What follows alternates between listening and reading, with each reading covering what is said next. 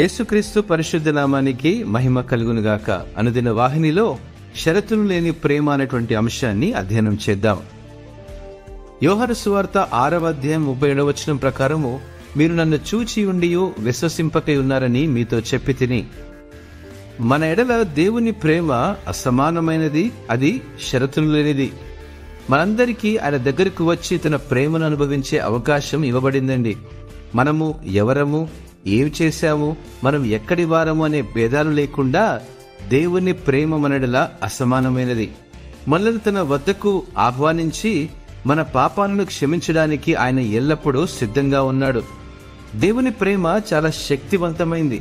ఆయన మనల్ని ఎలాగైనా ప్రేమిస్తాడు మరియు మనల్ని క్షమించి తన వద్ద చేర్చుకోవడానికి ఎల్లప్పుడూ సిద్ధంగా ఉంటాడు. ఆయన ఎల్లప్పుడూ మనం చేరుకోగలిగేంత సమీపంగా ఉంటాడు కూడా. ఆయన మనల్ని వెదకి రక్షించుకోగలడు. గతంలో మనం ఎంత విఫలమైనా ఆయన మనల్ని ఎప్పటికీ తిరస్కరించడండి. మన పట్ల దేవుని ప్రేమ ఎంత గొప్పదంటే, ఆయన తన ఏకైక కుమారుడైన యేసు క్రీస్తును మన కోసం మరణించడానికి ఈ లోకానికి పంపాడు.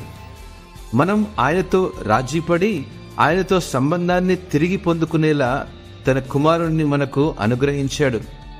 మనం ఆయన వద్దకు వచ్చి ఆయన ప్రేమ మరియు దయను అనుభవించాలని ఆయన కోరుకుంటున్నాడు. దేవుని ప్రేమ చాలా గొప్పది.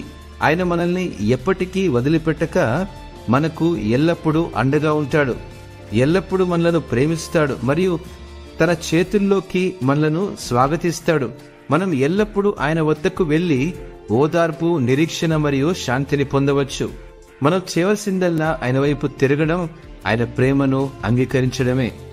దేవుడు మిమ్మను ఆశీర్వదించునుగాక. ఆమేన్.